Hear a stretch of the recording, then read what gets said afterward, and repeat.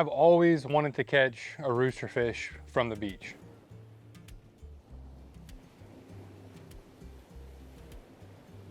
Going back to 2012, like we've been talking about getting down to Mexico to fish roosterfish, and with the goal of trying to get that one fish off the beach that we've always talked about and heard about.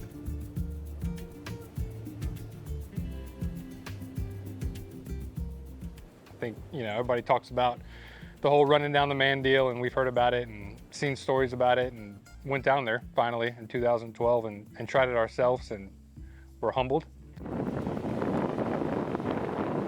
to say the least, extremely quickly with how difficult it really was, and what all had to line up in order for that fish to actually eat.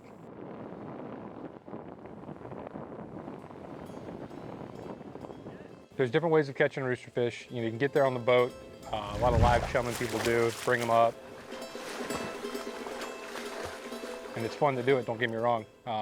It's amazing fish no matter how you catch a roosterfish. But there's something about being on the beach and trying to catch one from the sand that was really that ultimate challenge for us, and definitely a bucket list type of endeavor for me personally. We've caught fish off the boat before, trolling, live mullet, that type deal, and spin rods. Got him? Howdy, baby Kai. And we said, let's give it a try on the old fly rod. Went down there, and we're super humbled. I think that first time trying to chase those fish down the beach, had no idea what we were doing. Running down there with teasing rods, running down there with the wrong flies, wrong line. Not enough experience by any means to be chasing a fish like that.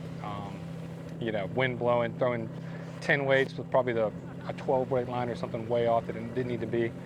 Anyways, got humbled super quick. We had a few shots, I remember, and we thought, all that you needed to do was get the fly in front of the fish and just kind of eat, right? That's how you fly fish. And learned very quickly, it's not the case. We had a couple follows, and we read a lot of information about fishing down there, and in the early days, Mike Reiser was a big help for us. So went down a few more years, tried a few more times, and again, kept being humbled, but it just made that desire to catch that fish off the beach, so much stronger. So my left ventricle pumping.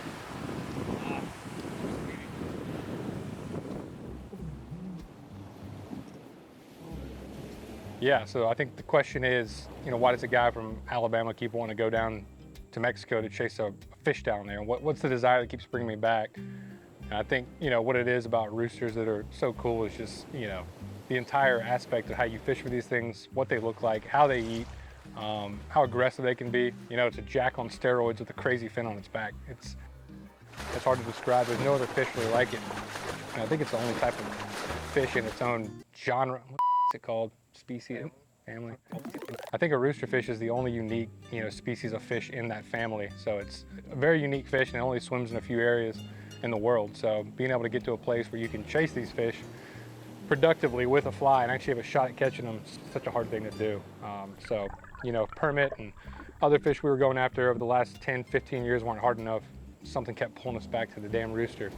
And it was just that fish that I had to get off my list. And I told, people, they were like, why are you going down there again to chase these fish that don't eat, man? I'm like, dude, I don't care if I'd sit on that beach for 8 days just waiting for shots and shots and not catching fish all week. Like, doing that for 8 days, I'm sold.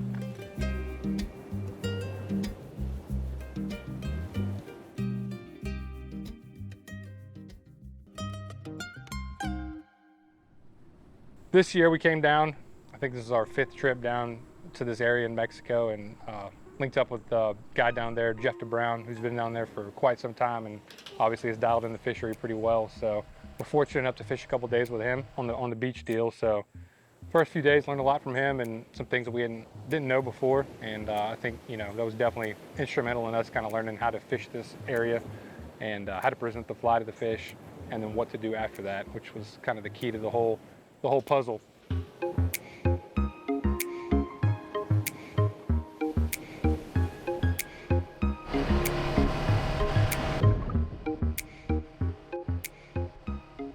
We spent a few days with him, and didn't have the best weather that first day. It was blowing pretty hard.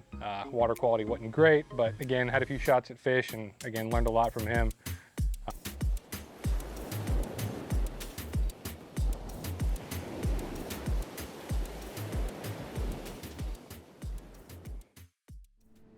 So we got down to, the last day of the trip, which again sounds so cliche, but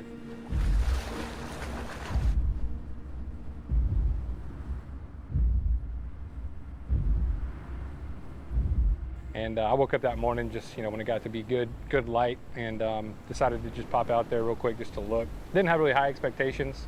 We're kind of spent from the week, but said, what the hell, we're here. Let's give it another shot, might as well.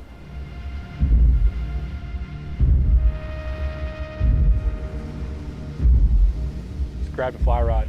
Had one fly on it. Didn't bring a fly box, didn't bring a backpack, didn't bring a fly box, anything. Just kind of went down there barefoot and said, I'll go look and see what happens. Made my way down the beach and got to the spot that looked pretty good. I was walking a good ways, I probably got a mile down, and then was doing that for a few minutes, and then saw a big fish working, out of casting range, but said, okay, maybe this is a decent spot to hang up for a little bit. So started fishing there for a little while. Had one good fish come in, and I threw a less than stellar shot at it, and it kind of looked at it, didn't really follow. I said, okay, there we go. That's, that's the name of the game. That's how these fish act. That's what happens. So about 5 minutes after that, I see two more fish coming down the line. Right up against the shore, the tight two fish together that you want to see coming down casting range. So I had plenty of time to set up, get in front of them, make that shot. And I threw actually a pretty decent shot for once and started stripping like hell, backing up, and these fish came right behind the fly. And I said, this might actually happen. This might actually happen. Of course not. Peels off. Just another tease. Heart starts beating 90,000 miles an hour, about passed out in the sand, and then realized that I probably should have brought some water at that point, but then I was kind of locked in and said, all right, maybe there's a chance today, maybe something's different. They're swimming a little stronger, seeing more fish, let's just keep trying. So hung out at that spot for a little longer. Had a group of 3 come in, kind of the same line. I was like, here we go again. A little more calmed down this time. Made another shot, again, huge follow, fish came spiring up behind the fly, chased it all the way into the surf, almost to where his back was out of the water, his fins were out, his back almost got out, and right as it saw me, peeled off again. I swear the fly almost tickled its nose. So that one really got me mad. I was like, God, so close, this has gotta happen today. There's something different, these fish are acting more aggressive. Maybe today's the day, I don't know. So I hung out there for a little longer. And then about 10 minutes after that, 2 more fish. I could see them from, 250 yards probably. The water was super clear. Saw them right behind that color break, and they were coming down the edge. 2 fish, black backs, and I said, all right, calm, collected, smooth and sexy. Here we go, make the cast. So I threw a back cast into them. Fish followed, not too aggressively, kind of turned off and said, damn it. Threw one more time. This time was more of a perpendicular shot, which is not really what you want, but started stripping. All of a sudden, this fish lit up. Saw his gills flare and kind of came right at the fly. I take 2 long strips, the fish comes right behind it, rides the surf of the wave up, eats the fly. I couldn't believe it actually happened. I came tight. At this point, I probably blacked out. I don't know what exactly happened. Fish started running, cleared the line, and I was like, what the hell, this fish just ate. No way this just happened. I didn't know what to do. And I realized, okay, I'm here by myself. I'm gonna have to land this fish. I'm gonna have to find a way to make this happen. And fish takes off. Kind of got to a point where I felt comfortable he was at least hooked. Picked up the phone, called the guys. They were about 1.5 miles down the beach. And I said, boys, I'm tight. Come down, hurry. So they get on the ATVs, side by sides, come cruising down the beach, and then they see me there hooked up with the fish. And